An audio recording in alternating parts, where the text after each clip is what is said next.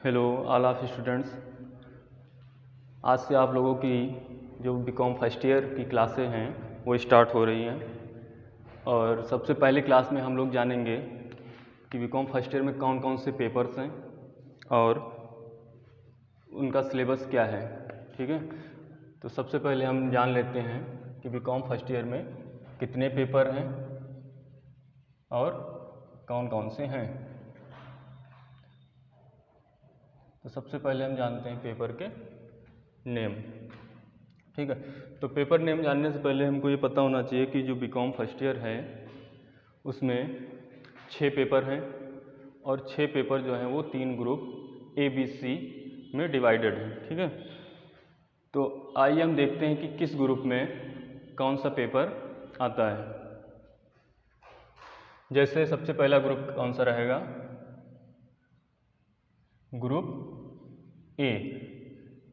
अब जब 6 पेपर हैं तो इस 6 पेपरों को हर ग्रुप में रखा गया होगा 2-2 के इक्वल में। ठीक है, तो 2 ग्रुप ए में हो जाएंगे पेपर आपके फर्स्ट और सेकंड, और ऐसे ही ग्रुप बी में 2 पेपर हो जाएंगे थर्ड और फोर्थ। ऐसे ही ग्रुप सी होगा जिसमें 2 पेपर होंगे फिफ्थ और सिक्स। ठीक है, तो ये आपके 6 पेपर हो जाएंगे। अब जानते हैं फर्स्ट पेपर कौन सा है, सेकंड पेपर कौन सा है, थर्ड पेपर कौन सा है और बाकी के जो पेपर हैं वो कौन कौन से हैं। ठीक, उनका नाम क्या है। तो फर्स्ट पेपर की बात करें तो फर्स्ट पेपर आपका आता है बिजनेस कम्युनिकेशन। बिजनेस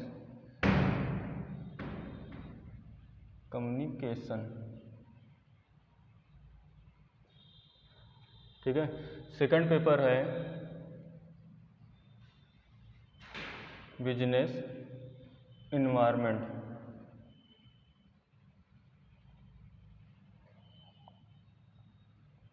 ठीक है, थर्ड पेपर है फंडामेंटल ऑफ एंटरप्रेन्योरशिप। ठीक है, थर्ड पेपर आपका कौन सा है, fundamental of entrepreneurship. Fourth paper कौन सा है, बिजनेस रेगुलेटरी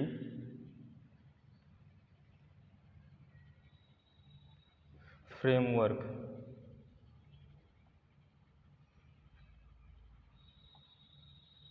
ठीक है, अगला पेपर है पेपर फिफ्थ, बिजनेस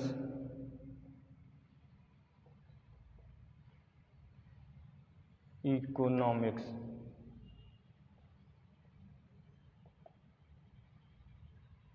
और लास्ट का जो पेपर है आपका वो है मनी एंड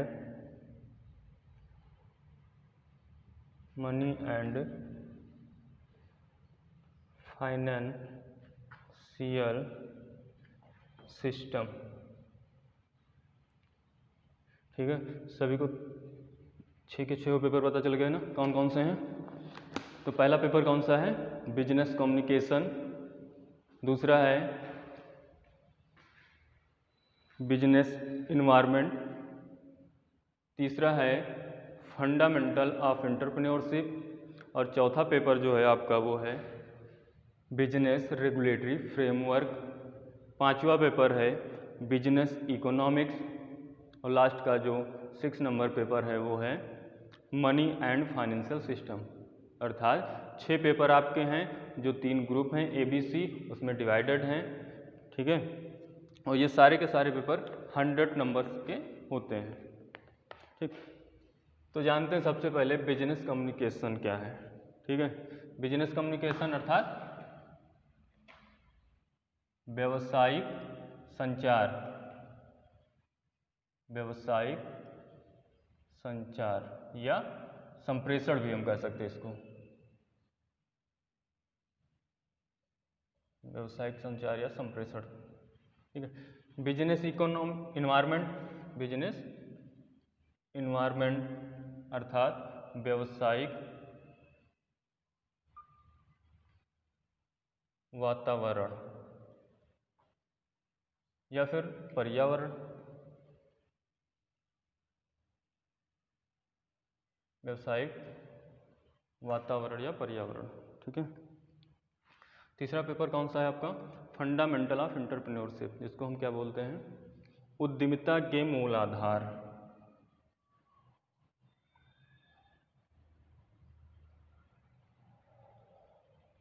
उद्यमिता के मूल आधार। अगला है आपका बिजनेस रेगुलेटरी फ्रेमवर्क अर्थात व्यवसायिक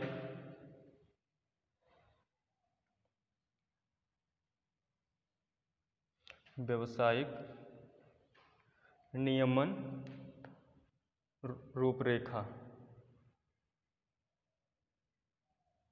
व्यवसायिक नियमन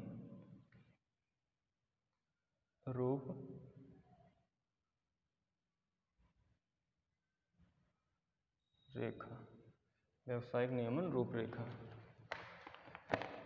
ठीक। अगला पेपर जो 5th पेपर है वो है बिजनेस इकोनॉमी। सभी को पता है क्या होता है? व्यवसायिक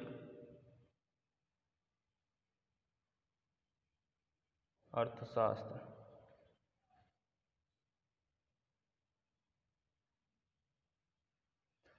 जो लास्ट का आपका पेपर है कौन सा है? मनी एंड फाइनेंशियल सिस्टम, मुद्रा एवं वित्तीय प्रणाली। मुद्रा एवं वित्तीय प्रणाली। आप सभी लोग जो ये पेपर्स नेम हैं इनको नोट कर लीजिएगा। ठीक है, ताकि आपको क्या याद रहे कि कौन से ग्रुप में कौन सा पेपर आता है। ठीक है, तो आपके ये क्या हो गए पेपर्स नेम, जो आपको क्या है पता हो गए होंगे कि कौन कौन से आपको बीकॉम फर्स्ट ईयर में पेपर मिलेंगे। ठीक है, फिर अब बात करते हैं इस पेपर्स में हमको क्या क्या चीज़ें पढ़ने को मिलेंगी। ठीक है, क्या क्या चीज़ें पढ़ने को मिलेंगी? तो सबसे पहले हम देखते हैं बिजनेस कम्युनिकेशन। बिजनेस कम्युनिकेशन में हमको क्या पढ़ना है? फिर बिजनेस इन्वायरमेंट में क्या पढ़ना है? फंडामेंटल ऑफ एंटरप्रेन्योरशिप अर्थात उद्यमिता के मूल आधार, इसके अंतर्गत मुझे क्या पढ़ना है? और फिर बिजनेस रेगुलेटरी फ्रेमवर्क, व्यवसायिक नियमन रूपरेखा या ढांचा, इसके अंतर्गत मुझे क्या पढ़ना है? बिजनेस इकोनॉमिक्स, व्यवसायिक अर्थशास्त्र में क्या चीज़ें पढ़नी हैं, क्या पढ़ने को मुझे मिलेगा? ऐसे ही मनी एंड फाइनेंशियल सिस्टम, इसके अंतर्गत क्या चीज़ें आती हैं और क्या हमें पढ़ना है, इस पे हम लोग क्या करेंगे डिस्कस करेंगे। ठीक है, तो सबसे पहले हम बात करेंगे पेपर 1 की, जो क्या है आपका बिजनेस कम्युनिकेशन। ठीक है, बिजनेस कम्युनिकेशन। तो कम्युनिकेशन अर्थात जैसे कि संचार या संप्रेषण। तो संचार क्या होता है? जब 2 या 2 से अधिक व्यक्ति किसी भी प्रकार की बातचीत आपस में करते हैं तो वो क्या कहलाता है? संचार या संप्रेषण। लेकिन हम यहाँ पे क्या है केवल संप्रेषण की बात नहीं करेंगे या केवल संप्रेषण के बारे में जानकारी नहीं लेंगे। हमें यहाँ पर जानना है कि व्यावसायिक संचार क्या होता है या व्यावसायिक संप्रेषण क्या होता है। तो व्यावसायिक शब्द आगे जुड़ा हुआ है तो जाहिर सी बात है कि हम व्यवसाय से संबंधित ही बातचीत करेंगे या संचार करेंगे। तो इसमें कहने का मतलब ये है कि जो व्यावसायिक संप्रेषण या व्यावसायिक संचार होता है वो क्या होता है? बिजनेस से संबंधित होता है और 2 या 2 से अधिक व्यक्तियों के मध्य किया जाता है। ठीक है, तो ये जो है ज़्यादा डिटेल से हम इसके बारे में आगे पढ़ेंगे जब इसमें टॉपिक स्टार्ट किया जाएगा फर्स्ट पेपर का। ठीक है, तो अभी हम केवल नॉर्मली जान लेते हैं कि क्या क्या चीज़ें हमको किस किस पेपर में पढ़ने को मिलेंगी। तो सबसे पहले क्या है, बिजनेस कम्युनिकेशन। इसमें जो है 5 से 6 यूनिट, मिनिमम 4 या मैक्सिमम 6 यूनिट आपके हर पेपर में दी गई है, ठीक है। और हर यूनिट के अंदर आपको कुछ सिलेबस दिया गया है, बुक से रिलेटेड, एग्ज़ाम के पॉइंट ऑफ व्यू से इम्पॉर्टेंट, ठीक है। तो उसी पे हम लोग डिस्कशन करेंगे। तो सबसे पहले हम बात करेंगे बिजनेस कम्युनिकेशन के यूनिट फर्स्ट की।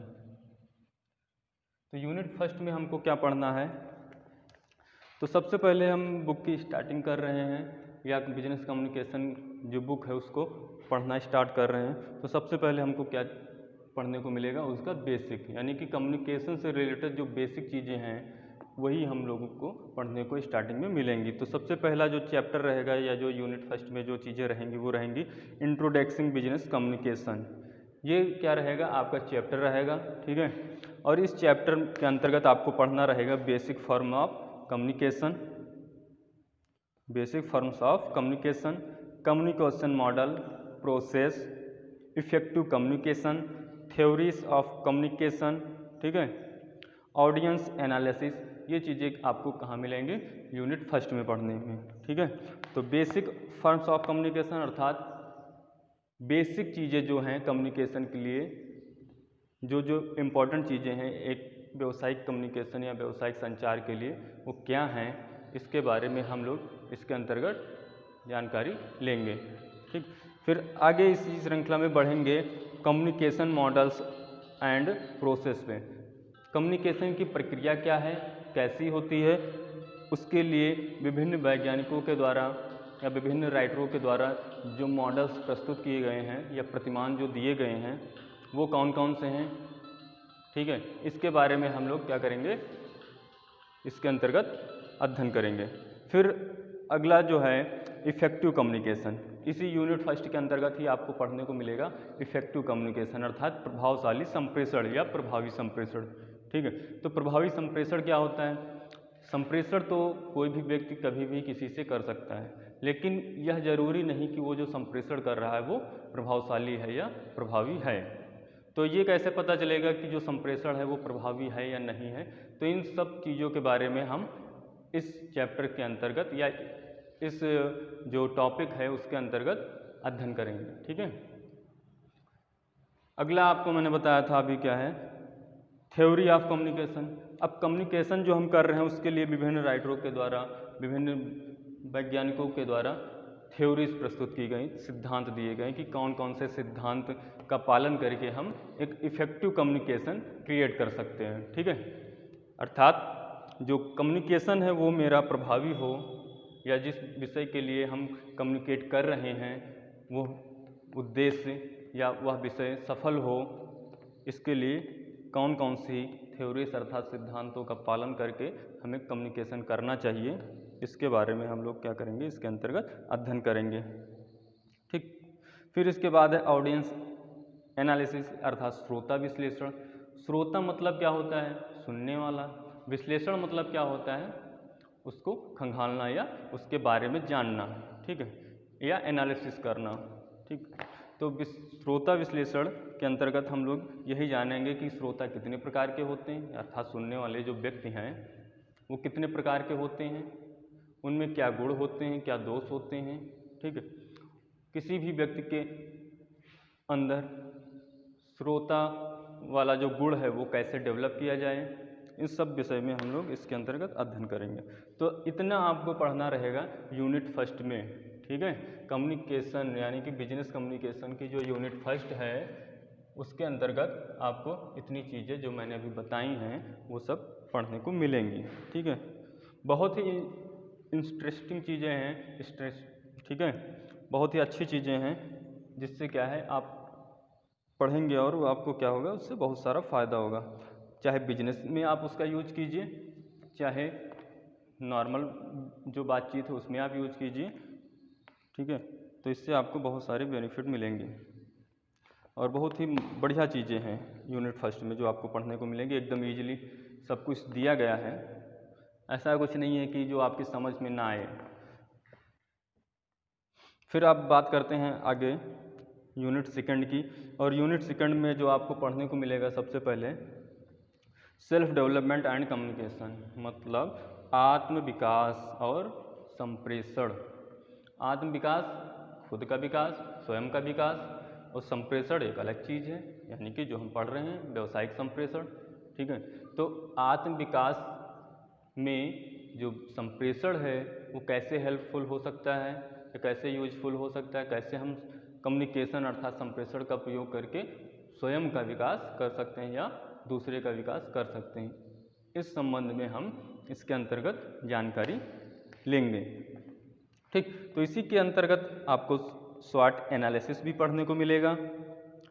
ठीक है, development of positive personality, personal attitude, development of positive personal attitude, स्वॉट एनालिसिस। ठीक, इन सब चीज़ों के बारे में आपको इसके अंतर्गत जानकारी मिलेगी।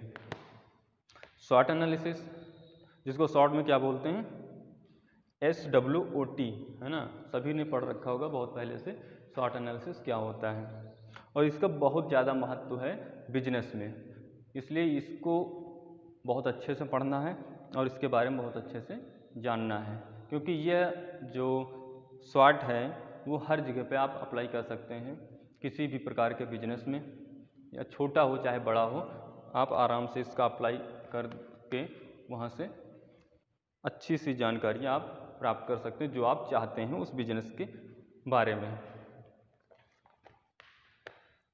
ठीक, तो ये आपको मिलेगा पढ़ने को यूनिट सेकंड में। अब बात करते हैं यूनिट थर्ड की। यही जो बिजनेस कम्युनिकेशन आपका जो पेपर्स है उसी के अंतर्गत आपको यूनिट थर्ड में पेपर के अंतर्गत पढ़ने को मिलेगा कारपोरेट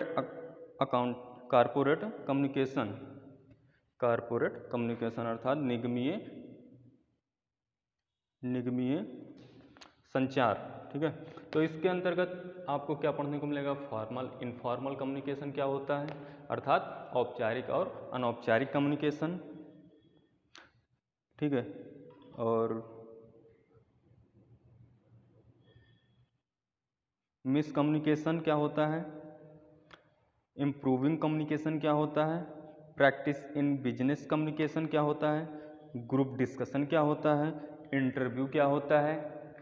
ठीक है, सेमिनार क्या होता है, इफेक्टिव लिसनिंग क्या होता है, इंडिविजुअल एंड ग्रुप पार्टनरशिप क्या होती है, रिपोर्ट राइटिंग क्या होती है। इन सब चीज़ों के बारे में आपको यूनिट थर्ड में पढ़ने को मिलेगा। ठीक है, यूनिट 4 की बात हम कर लेते हैं। तो इसमें क्या आपको दिया गया है, यूनिट 4 में प्रिंसिपल्स ऑफ कम्युनिकेशन। यहाँ पे केवल आपको सिद्धांतों के बारे में पढ़ना है, यानी कि कम्युनिकेशन के कौन कौन से सिद्धांत हैं, उनका यूज कैसे करना है, वो किस प्रकार से बिजनेस में आपकी सहायता करेंगे, या किसके द्वारा कौन सा सिद्धांत दिया गया है, इसके बारे में हम इस यूनिट में, या अर्थात 4th यूनिट जो आपकी है बिजनेस कम्युनिकेशन पेपर की, उसके अंतर्गत पढ़ेंगे थ्योरी ऑफ बिजनेस कम्युनिकेशन या प्रिंसिपल्स ऑफ इफेक्टिव कम्युनिकेशन। ठीक है, इन सब चीज़ों के अंतर्गत पढ़ना रहेगा।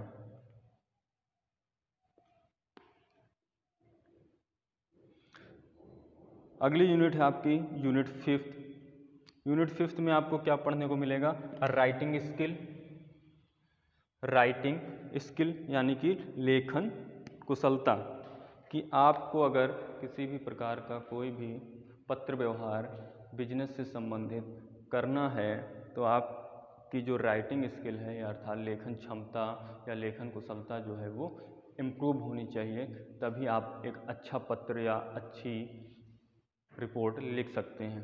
तो इसके बारे में यहाँ पे आपको जानकारी मिलेगी कि कौन सा पत्र किस प्रकार से लिखना चाहिए, या कौन सी रिपोर्ट को किस तरीके से लिखना चाहिए, और किन किन चीज़ों का उसमें यूज करना चाहिए, कौन कौन से शब्द उसमें होने चाहिए, कौन से शब्द नहीं होने चाहिए, इन सभी चीज़ों का यूज बताया जाएगा इसके अंतर्गत।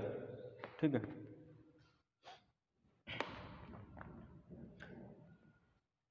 फिर आपको इसी के अंतर्गत पढ़ने को मिलेगा good news and bad news letters, कि कौन सी न्यूज गुड और कौन सी बैड है, या कौन से लेटर अच्छे हैं कौन से बुरे हैं, इन सब के बारे में आपको जानकारी मिलेगी इस 5th यूनिट के अंतर्गत। और चैप्टर में मिलेगा रिपोर्ट राइटिंग, अर्थात रिपोर्ट राइटिंग से संबंधित जो आपके बुक में चैप्टर होगा उसके अंतर्गत इन सब चीज़ों के बारे में आपको जानकारी मिलेगी। अगली यूनिट है यूनिट 6। ठीक है, तो जैसे अभी मैंने बताया यूनिट 5th में कि राइटिंग स्किल्स के बारे में हमको पढ़ने को मिलेगा, उसी प्रकार यूनिट 6 में रिपोर्ट राइटिंग के बारे में सीखने को मिलेगा कि रिपोर्ट राइटिंग जो है उसको कैसे इम्प्रूव किया जाए, कैसे उसको सुधारा जाए, इसके बारे में हम लोग क्या करेंगे, इसके अंतर्गत पढ़ेंगे।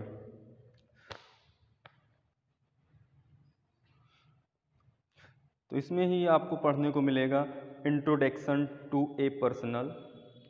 दूसरी चीज़ आपको पढ़ने को मिलेगी short report and formal report. तो शॉर्ट रिपोर्ट क्या होती है, फॉर्मल रिपोर्ट क्या होती, इसमें डिफरेंस क्या होता है, ये दोनों किस प्रकार से लिखी जाती हैं, ठीक, किसको लिखी जाती हैं, इसके बारे में आपको बहुत अच्छे से इसमें समझने को मिलेगा। और इसी के अंतर्गत रिपोर्ट प्रिपरेशन का भी चैप्टर आपको मिलेगा, ओरल प्रेजेंटेशन का भी मिलेगा कि आप ओरल प्रेजेंटेशन कैसे कर सकते हैं, रिपोर्ट प्रिपरेशन कैसे कर सकते हैं, या किन किन चीज़ों से आप अपनी जो रिपोर्ट राइटिंग है उसको डेवलप कर सकते हैं। ठीक, ये तो हो गई यूनिट 6 आपकी, जिसके अंतर्गत आपको इतनी चीज़ें पढ़नी हैं। सबसे लास्ट की जो यूनिट है यूनिट 7 जो है यानी कि 7वीं यूनिट जो आपकी है बुक की, वो सबसे लास्ट में दी गई है और सबसे ज़्यादा चीज़ें आपको इस यूनिट के अंतर्गत देखने को मिलेंगी। इसमें बहुत कुछ आपको सीखने को मिलेगा, जैसे normal verbal aspects of communication, body language, मतलब शारीरिक जो भाषा होती, सांकेतिक जो भाषा होती है, हम लोग जो शरीर के अंगों के माध्यम से किसी को संकेत प्रदान करते हैं या किसी से कम्युनिकेट करते हैं, उसके बारे में हमें इसके अंतर्गत जानकारी मिलेगी। ठीक है, जैसा कि आपको अभी मैंने बताया था, ऊपर भी कुछ चीज़ें इसमें की मिलेंगी आपको, जैसे इफ़ेक्टिव लिसनिंग क्या है, प्रिंसिपल्स ऑफ इफ़ेक्टिव लिसनिंग क्या है, फैक्टर्स अफेक्टिंग लिसनिंग क्या है, एक्सरसाइज, ओरल राइटर, ठीक है, रिटन एंड विजुअल सेशन क्या है, इन सब चीज़ों के बारे में आपको इस यूनिट में पढ़ने को मिलेगा। और सबसे पहली बात आपको ये बता देते हैं, सबसे बड़ी बात जिन लोगों को ये नहीं पता है कि बीकॉम फर्स्ट ईयर का जो पेपर है वो किस प्रकार का आएगा, तो मैं बता देता हूँ कि ये पेपर जो है आपका ऑब्जेक्टिव टाइप रहेगा। आपको डिटेल से कुछ भी नहीं लिखना है, केवल क्वेश्चन का आंसर देना रहेगा। एक क्वेश्चन जैसे आया और उसके 4 ऑप्शन है, 4 ऑप्शन में से क्वेश्चन के अकॉर्डिंग जो राइट आंसर है वो आपको देना रहेगा, और उसके लिए आपको यहाँ पे टेस्ट कराया जाएगा। एकदम वैसे ही आपका एग्ज़ाम होगा, यहाँ पे जो टेस्ट लिया जाएगा जो फाइनल ईयर में या फाइनल में जो होता है लास्ट में यूनिवर्सिटी के द्वारा जो कराया जाता है, वैसे ही सेम एग्ज़ाम होगा।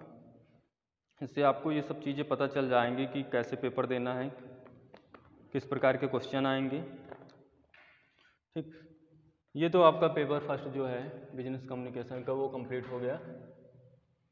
अब बात करते हैं paper second business environment. Environment अर्थात वातावरण, वातावरण के बारे में सभी को पता है, लेकिन यहाँ पे हम नॉर्मल वातावरण की बात नहीं कर रहे हैं, हम यहाँ पे एक शब्द ऐड कर रहे हैं बिजनेस इन्वायरमेंट, अर्थात व्यवसायिक वातावरण या पर्यावरण। तो यहाँ पे हम केवल व्यवसाय से संबंधित जो पर्यावरण है, वातावरण है, उसके बारे में पढ़ेंगे। अब व्यवसाय से संबंधित जैसे क्या है, वातावरण 2 प्रकार का होता है, एक तो आंतरिक वातावरण और दूसरा बाह्य वातावरण। तो आंतरिक वातावरण क्या है, बाह्य वातावरण क्या है, इन दोनों में अंतर क्या है, ठीक है। आंतरिक वातावरण के अंतर्गत कौन कौन सी चीज़ों को सम्मिलित किया जाता है, बाह्य वातावरण के अंतर्गत क्या क्या चीज़ें सम्मिलित हैं, इसके बारे में हम इसके अंतर्गत डिटेल से जानेंगे। ठीक है। तो जैसे क्या है, हम बात कर लेते हैं एकदम नॉर्मली, छोटी सी बात कर लेते हैं इसके बारे में। जैसे आंतरिक वातावरण, तो आंतरिक वातावरण में हम उन चीज़ों को रखते हैं जो व्यवसाय के अंदर हैं, अर्थात व्यवसाय से क्या है, जुड़ी हुई हैं। बाह्य वातावरण वो चीज़ें हैं जिनको हम क्या करते हैं, प्रभावित नहीं कर सकते हैं या व्यवसाय से बाहर हैं, वो कहीं भी हो सकती हैं। जैसे क्या है, उपभोक्ता। उपभोक्ता जो है वो मार्केट में होता है, बाहर होता है, समाज में होता है, विदेश में भी है, लेकिन हमारे व्यवसाय के अंदर नहीं है। वो पर्सनली हमारा उपभोक्ता नहीं है जिसको हम क्या है, प्रभावित कर सके किसी भी प्रकार से। तो एक उपभोक्ता है, उसको हम प्रभावित नहीं कर सकते हैं, समाज उसको प्रभावित नहीं कर सकते हैं। ठीक है। लेकिन हम जब अपने अंदर की बात करें आंतरिक वातावरण की, तो व्यवसाय से संबंधित जो आंतरिक वातावरण है उसमें कर्मचारी, मैनेजर, पूंजी, मशीनें, उत्पादन, ये सारी चीज़ें होती हैं। तो इनको हम क्या कर सकते हैं, अपने अकॉर्डिंग परिवर्तित कर सकते हैं। ठीक है। इसलिए ये क्या है, आंतरिक वातावरण के अंतर्गत पाई जाएंगे। ठीक। तो आपको बिजनेस इन्वायरमेंट में इन्हीं सब चीज़ों के बारे में पढ़ना रहेगा। तो यहाँ पे भी आपको 7 यूनिट दी गई हैं पेपर सेकंड में। पेपर सेकंड में भी 7 यूनिट हैं आपके, और इसमें हम बात करते हैं यूनिट फर्स्ट की। तो जाहिर सी बात है कि सभी बुकों की जो यूनिट फर्स्ट होती है उसमें बेसिक चीज़ें रखी जाती हैं उस बुक से रिलेटेड। ठीक है। या बुक का जो नाम होता है उस चीज़ से रिलेटेड ही चीज़ें फर्स्ट चैप्टर में या फर्स्ट यूनिट में रखी जाती, ताकि बच्चे को क्या है, उस बुक का जो आधार है वो पता चले। ठीक। तो यूनिट फर्स्ट में हम लोग इसमें भी पढ़ेंगे क्या है, इंडियन बिजनेस इन्वायरमेंट। इंडिया का जो बिजनेस इन्वायरमेंट है वो कैसा है, किस प्रकार का है, इसके बारे में हम इसके अंतर्गत जानेंगे। तो सबसे पहले इसके अंतर्गत आपको पढ़ने को मिलेगा कॉन्सेप्ट, अर्थात अवधारणा क्या है, और क्या है, कंपोनेंट्स क्या हैं, एंड इम्पोर्टेंस क्या है। इन सब चीज़ों के बारे में आपको इसके अंतर्गत जानकारी मिलेगी। दूसरी यूनिट में आपको जानने को मिलेगा या पढ़ने को मिलेगा प्रोफाइल ऑफ पब्लिक सेक्टर, यानी कि प्रोफाइल, पब्लिक सेक्टर की जो प्रोफाइल है वो कैसी है। ठीक है। उसमें जॉइंट सेक्टर कौन से हैं, कोऑपरेटिव सेक्टर कौन से हैं। ठीक है। यानी कि कोऑपरेटिव सेक्टर और जॉइंट सेक्टर के बारे में आपको इसके अंतर्गत पढ़ने को मिलेगा। इसमें बहुत ज़्यादा डिटेल नहीं दिया गया है, बस नॉर्मल चीज़ें दी गई हैं जो आपके पेपर के लिए इम्पोर्टेंट हैं। इस यूनिट में बस इतना ही आपको पढ़ने को मिलेगा। फिर अगली यूनिट की बात करते हैं, यूनिट थर्ड। इसमें भी आपको बहुत ज़्यादा नहीं पढ़ना है, एकदम इम्पोर्टेंट चीज़ें पढ़नी हैं। जैसे सबको पता है इनकम क्या होती है, सेविंग क्या होती है, इन्वेस्टमेंट क्या है, इंडस्ट्री क्या है, trade and balance of payment क्या है, मनी क्या है, फाइनेंस क्या है, प्राइस क्या है ना। ये छोटी छोटी चीज़ें हैं, इनके बारे में आपको इसके अंतर्गत यूनिट थर्ड में पढ़ने को मिलेगा। बहुत ही बढ़िया चीज़ें हैं जिनकी जानकारी होनी चाहिए लोगों को। फिर यूनिट फोर्थ की हम बात करेंगे। यूनिट फोर्थ में क्या है, प्रॉब्लम्स ऑफ ग्रोथ, विकास की समस्याएं। यूनिट 4 जो है उसमें हम क्या पढ़ेंगे, विकास की समस्याएं, अर्थात डेवलपमेंट की जो भी समस्याएं हैं वो कौन कौन सी हैं, उनको कैसे दूर किया जाए, या उस समस्या का जन्म ना हो ऐसे कौन से कार्य किए जाएं। ठीक है। इन सब के बारे में हम यूनिट में पढ़ेंगे। जैसे सबसे पहले इसके अंतर्गत हम पढ़ेंगे अनएम्प्लॉयमेंट, अर्थात बेरोजगारी। फिर है रीजनल इम्बैलेंस, अर्थात क्षेत्रीय संतुलन। सोशल इंजस्टिक, सामाजिक अन्याय। इन्फ्लेशन बहुत ही इम्पोर्टेंट चीज़ है, मुद्रास्फीति। यही सब चीज़ें क्या हैं आपको यूनिट 4 के अंतर्गत पढ़ने को मिलेंगी, जिसमें क्या है इन्फ्लेशन, ये जो है आपको बिजनेस इकोनॉमिक्स में भी पढ़ने को मिलेगा, मनी एंड फाइनेंशियल में भी मिलेगा, और इन्वायरमेंट में तो आप पढ़ ही रहे हैं। ठीक है, तो कुछ चीज़ें ऐसी हैं जो आपको 2 या 3 बार पढ़ने को मिलेगी, जैसे क्या है बेरोजगारी, कीमत,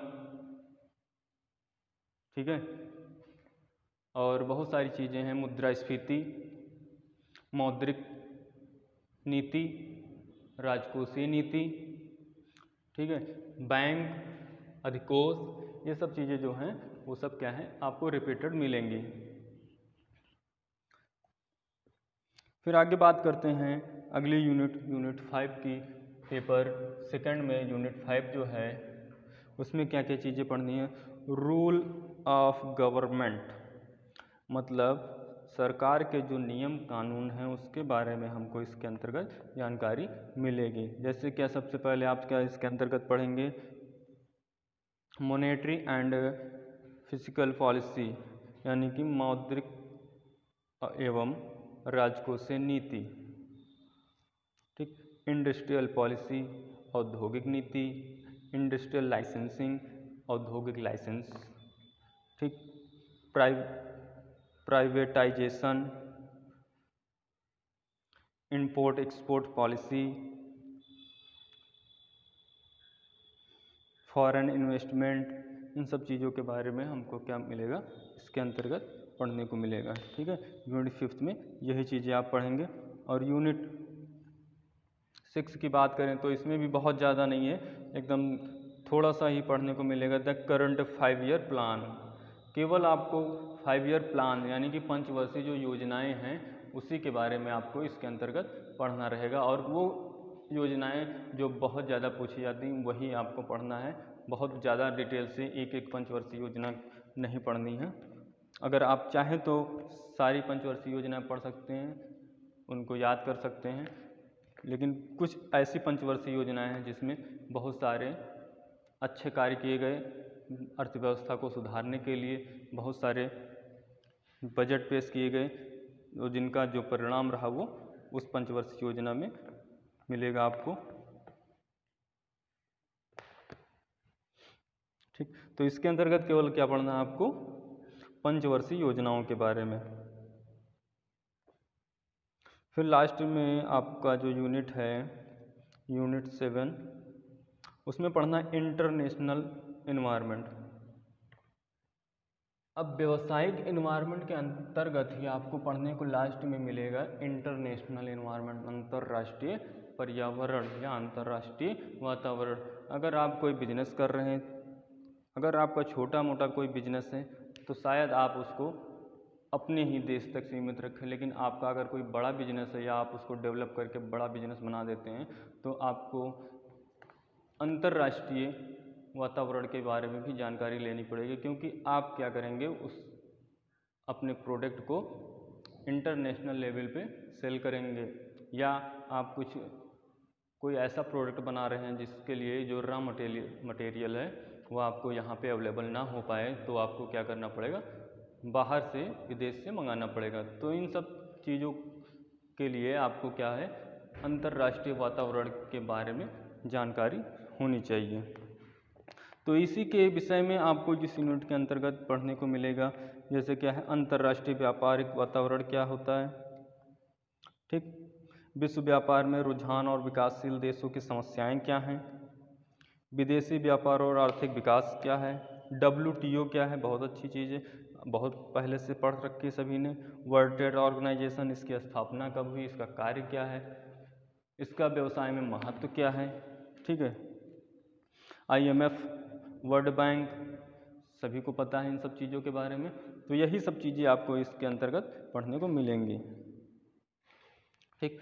तो आपको केवल यूनिट 7 तक ही पढ़ना है, 7 यूनिट ही इसमें दी गई हैं आपके पेपर सेकंड में।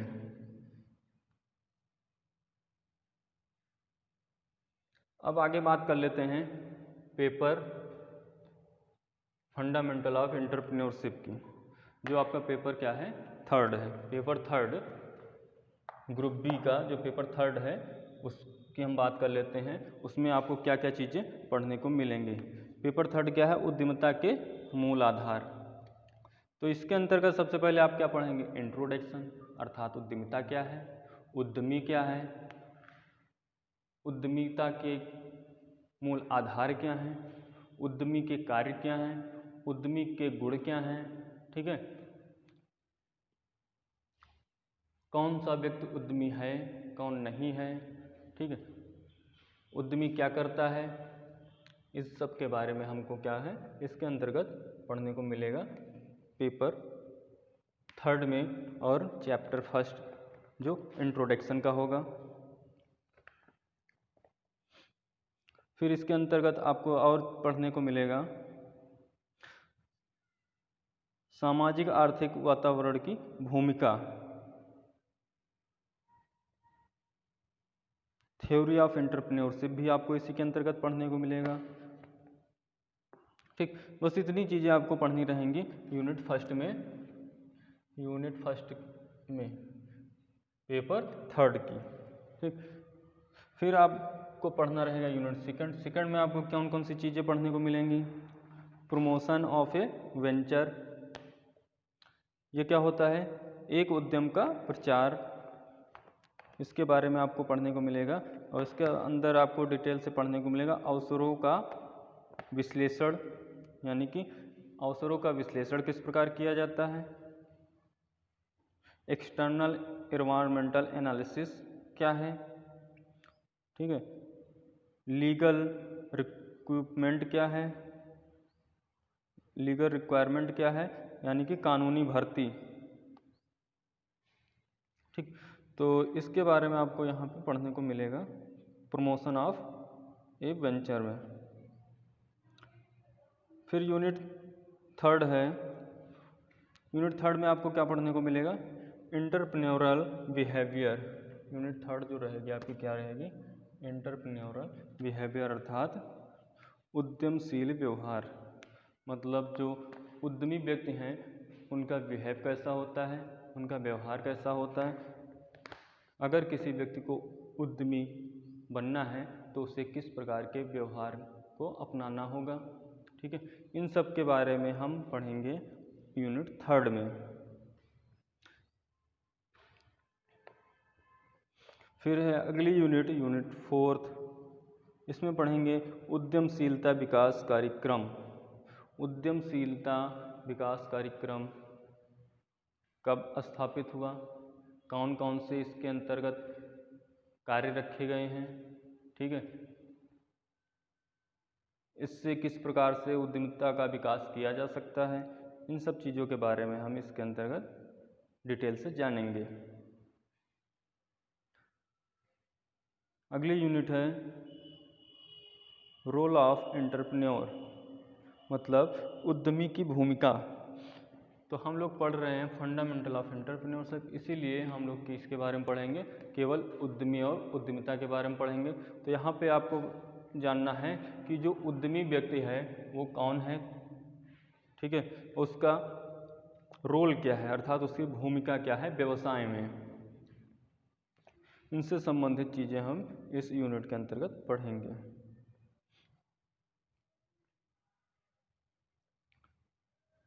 आपकी ये जो पेपर थर्ड है उसमें केवल 5 ही यूनिट दी गई हैं, जबकि पेपर फर्स्ट और सेकंड में 7 यूनिट दी गई हैं। यानी कि जो पेपर फर्स्ट और सेकंड है उसका सिलेबस जो है वो इस पेपर की अपेक्षा अधिक है। ठीक है, अब बात करते हैं नेक्स्ट पेपर की, जो आपका पेपर क्या है, ग्रुप बी का चौथा पेपर है बिजनेस रेगुलेटरी फ्रेमवर्क, व्यवसायिक नियमन रूपरेखा। व्यवसायिक नियमन रूपरेखा अर्थात व्यवसाय से संबंधित नियम कानूनों की रूपरेखा जो है उसके बारे में हम लोग क्या करेंगे, अध्ययन करेंगे। तो व्यवसायिक नियमन रूपरेखा में सबसे पहले हमें क्या पढ़ना रहेगा, law of contract. Law of contract, ठीक है, अनुबंध का नियम जो क्या है 1872 है। अनुबंध अधिनियम के बारे में हमें इसमें पढ़ना रहेगा। अनुबंध अधिनियम कब से स्टार्ट हुआ, 1872 से। ठीक है, इसमें कौन कौन सी धाराएं हैं, कौन कौन से सरकार के द्वारा नियम कानून बनाए गए हैं और कौन सा अनुबंध अधिनियम 1872 के अंतर्गत आता है, कौन सा नहीं आता है। ठीक है, इन सब के बारे में हम इसके अंतर्गत सबसे पहले चैप्टर लॉ ऑफ कॉन्ट्रैक्ट 1872 के अंतर्गत पढ़ेंगे। इसके अंतर्गत ही हम नेचर ऑफ कॉन्ट्रैक्ट पढ़ेंगे, अनुबंध का जो नेचर है, जो प्रकृति है वो क्या होती है, क्लासिफिकेशन क्या है, ठीक है, और ऑफर एंड एक्सेप्टेंस क्या है, अर्थात प्रस्ताव और स्वीकृति क्या होती है। इन सब के बारे में हम इसी के अंतर्गत अध्ययन करेंगे। ठीक है, ये रहेगी आपकी यूनिट फर्स्ट, जिसमें हमको क्या रहेगा, इतना सारा कुछ पढ़ना रहेगा। फिर आपको पढ़ना रहेगा यूनिट सेकंड। सेकंड में क्या पढ़ना रहेगा, सबसे पहली चीज़ सेकंड में पढ़नी रहेगी यूनिट सेकंड में विशेष अनुबंध यानी विशिष्ट अनुबंध के बारे में, जिसको क्या बोलते हैं, स्पेशल कॉन्ट्रैक्ट। स्पेशल कॉन्ट्रैक्ट क्या होता है, क्यों आवश्यक है, उसकी प्रकृति क्या होती है, इन सब के बारे में हम इसके अंतर्गत गहन अध्ययन करेंगे। ठीक है, इसी के अंतर्गत हमको पढ़ने को मिलेगा हानि रक्षा, गारंटी और बेलमेंट एंड प्लेग एजेंसी, इन सब के बारे में हमें इसी के अंतर्गत पढ़ने को मिलेगा। बहुत ज़्यादा डिटेल नहीं है, लेकिन बेसिक जो कॉन्ट्रैक्ट से संबंधित चीज़ें हैं वो आपको इसके अंतर्गत मिलेगा, जिसमें बहुत ज़्यादा महत्वपूर्ण दो चीज़ें हैं, दो नहीं तीन चीज़ें हैं। हानि रक्षा क्या होती है, गारंटी क्या होती है, एजेंसी क्या होती है। इन तीनों टॉपिकों से बहुत ज़्यादा क्वेश्चन आते हैं एग्ज़ाम में, इसलिए ये बहुत ज़्यादा एग्ज़ाम के पॉइंट ऑफ व्यू से इम्पोर्टेंट चीज़ें हैं। ठीक है, आगे बात करते हैं यूनिट थर्ड की, कि यूनिट थर्ड में हमको क्या क्या पढ़ना रहेगा इसी पेपर के अंतर्गत। तो सेल ऑफ गुड्स एक्ट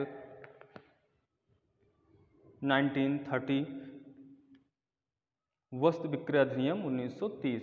ठीक है, तो वस्तु विक्रय अधिनियम 1930 के बारे में हम लोग पढ़ेंगे। तो सबसे पहले क्या पढ़ेंगे इसके अंतर्गत, वस्तु विक्रय अधिनियम 1930 कब पारित हुआ, ये क्यों पारित हुआ, इसका कार्य क्या है, इसकी प्रकृति क्या है, इसका उद्देश्य क्या है ना, इन्हीं चीज़ों के बारे में हम इसके अंतर्गत अध्ययन करेंगे। और वस्तु विक्रय अधिनियम जो है वो किन प्रकार की वस्तुओं के लिए बना, ठीक है, इसके अंतर्गत कौन कौन सी वस्तुओं को सम्मिलित किया जाएगा।